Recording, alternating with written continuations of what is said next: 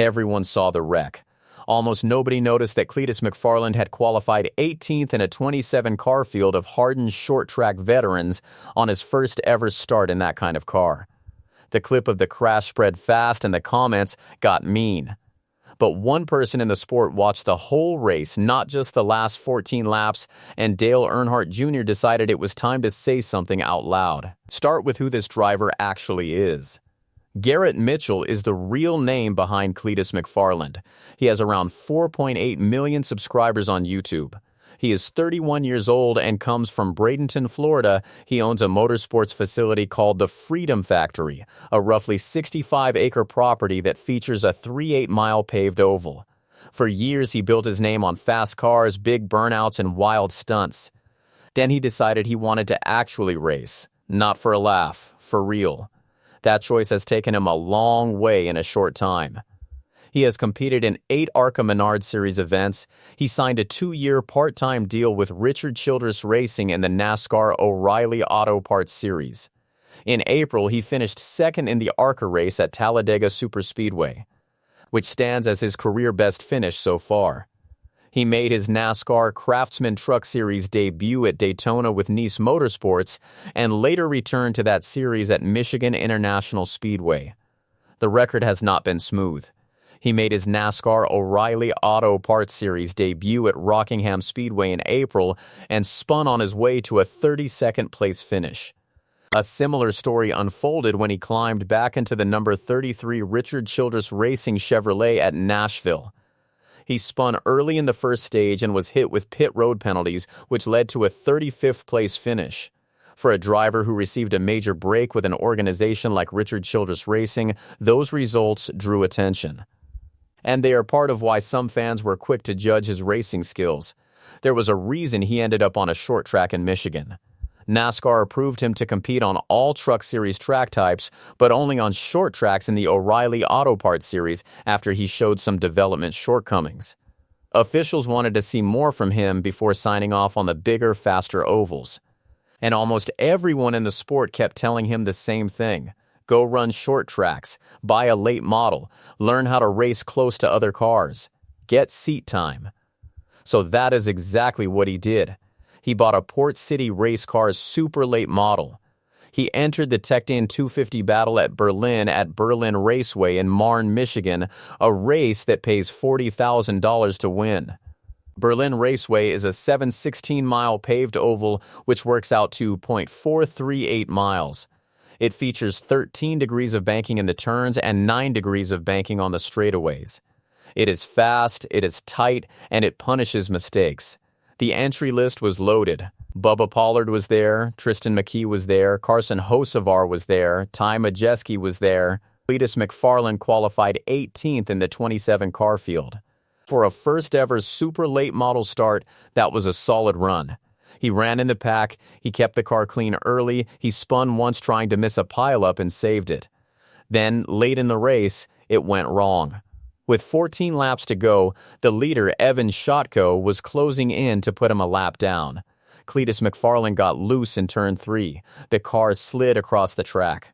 He collected Keith Herp and tore apart his own nose and the right side of Herp's number 18 car. Both cars were done. He finished 19th. The finish of that race is worth telling because it shows the level of competition around him. Evan Shotko, who had won this race a few years earlier, led much of the night before problems arose with just under 15 laps remaining. He gave up the lead to Bubba Pollard and second place to Tristan McKee before something appeared to break on the right front of his number 22 machine, sending him hard into the turn 3 wall and ending his night just shy of the checkered flag. Shotko flipped Cletus McFarland off while placing him a lap down and then finished 16th himself. That set up a late battle between Bubba Pollard, one of the all-time greats of super late model racing, and Tristan McKee, one of the rising young stars in pavement racing. Pollard appeared to bottom out entering turn 3, which sealed the win for McKee, his first victory in the Tech-In 250 battle at Berlin. Bubba Pollard settled for second, Carson Hocevar finished third, Ty Majeski finished fourth, and Boris Jurkovic finished fifth. What Cletus McFarland said after the race is the part people should remember. Speaking to the Flow Racing broadcast, he was hard on himself. Well, I just suck. "You know," McFarland stated, "I just suck. I was fighting for my life out there trying to just learn this thing. Got a couple of good runs, and then I would overheat my right rear trying to overdrive it. A rookie made a rookie mistake and owned it. That should have been the end of it. Instead, the internet went after him." After NASCAR Regional posted the video, comments like "Cletus never heard of brakes" started coming in. People said he was a YouTube guy playing dress up in a real race car. People said he did not belong there. Dale Earnhardt Jr. watched all of it. On his podcast, the Dale Jr. Download, he decided to say something. He laid out the simple logic that so many of the critics had ignored. "Cletus is trying to drive race cars," Earnhardt said on the show. "Everybody is like, dude, he needs to go run short tracks, learn how to race." So he gets a pro late model, just like everybody told him to do, and he goes to a short track doing what everybody said he should do.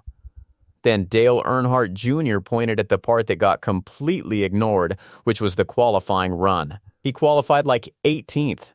Pretty damn good. First time. Tough place. Yeah, tough crowd, Berlin, all these great cars, all these tough competitors. His point was that qualifying inside the top 20 on a first attempt at a track that difficult against a field that strong already deserves some perspective before anyone said a word about the crash. Then came the line that turned this into a story.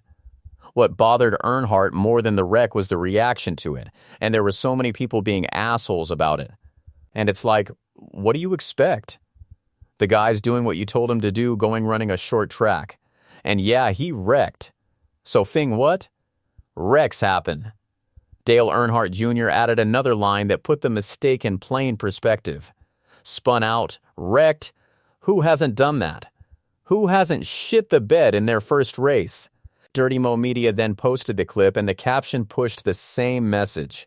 It said that Cletus running Berlin is exactly what everyone wanted to see him doing, and that people should cut the man a break. Now comes the part that proves Dale Earnhardt Jr. right.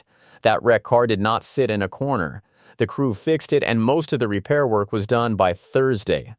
4 days after the crash, Cletus McFarland was back at Berlin Raceway. This time it was his own event. He had launched his own series called the Cletus McFarland Late Model Series. The first race was a 75-lap feature named the Big Ass Lake 75, and it paid $20,000 to win. The place sold out. He qualified well. Then he went out and ran second for roughly the first 30 laps, in a field that again included Bubba Pollard. Dylan Stovall won the race and collected the $20,000 prize, finishing ahead of Bubba Pollard. Cletus McFarland faded later on down to 13th after using up his tires in that opening run. Once the tires were gone, they were gone. But Dale Earnhardt Jr. did not care about the ending. He did incredibly well, Earnhardt said. And you know what? He freaking loved it. He was texting me all about how much fun it is. That is the whole point of late model racing. Learn tires. Learn traffic. Learn how a car changes over a long run. Those are lessons that a handful of National Series starts a year cannot teach. Kevin Harvick said the same thing. Speaking on his show with Will Buxton, the 2014 NASCAR Cup Series champion put it plainly. He said Cletus needs seat time and pointed out that the young drivers he is competing against are racing 40 to 50 times a year in a stock car. That is the gap. The teenagers he lines up against have hundreds of laps every single season. Cletus McFarland is trying to close that gap in a hurry, and short track racing gives him repeated chances to manage tires, race in traffic, and understand how a stock car changes over longer runs in a way those occasional national appearances cannot provide. While all of that was going on, the other side of Cletus McFarland was doing what it always does. That same weekend at Berlin, he ran his Michigan 100 event on Friday night. It is a 100-lap race for nitrous-equipped Crown Victoria police cars. But the moment that went viral had no engine at all. It was a tire roll. Competitors push a loose racing tire down the track and try to steer it through a narrow opening in a barrier several yards away. One attempt stayed upright, tracked toward the target, and rolled cleanly through. The crowd erupted. Cletus McFarland shared the video in a post with 1320 Video, writing, "The tire roll has become one of the best parts of the event.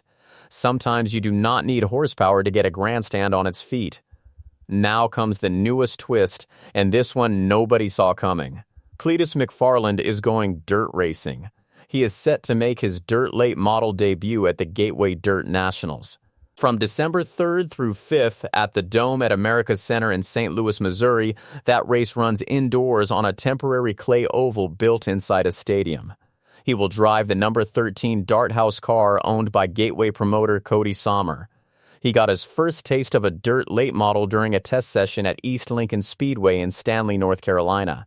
Cody Sommer told Flow Racing the test was a blast and that Mitchell loved it, adding that he did surprisingly well and enjoyed it a lot. The transition felt natural. I had so much fun, George. I feel like this more naturally aligns with my skill set, Mitchell told channel personality George Siciliano after the test. Before Gateway, he hopes to test once more alongside NASCAR Cup Series driver Carson Hocevar, a dirt late model moonlighter for Spire Motorsports, to gain some experience racing around another car. I got to get a little bit of passing data before Gateway, Mitchell said. His only previous dirt experience came in the 2023 Bristol 1000 for Crown Victorias on a dirt-covered Bristol Motor Speedway. So put it all together. He got wrecked. He got roasted online. Dale Earnhardt Jr. stood up for him in the bluntest way possible. 4 days later, he ran second at the same track. He sold out his own race, he made a tire roll go viral, and now he is heading indoors to St. Louis in December to try dirt for the first time. His next NASCAR start is the Craftsman Truck Series race at Talladega Superspeedway on October 23rd with Nice Motorsports driving the number 4 car, and he has said that will likely close out his season. The bigger goal has never changed. He wants to run the Daytona 500. Dale Earnhardt Jr.'s message was not that Cletus McFarland is fast yet. It was that he is doing the work in public, where every single mistake gets filmed. So what do you think? Is Dale Earnhardt Jr. right to defend him? Or does Cletus McFarland still have to earn that respect on the track first?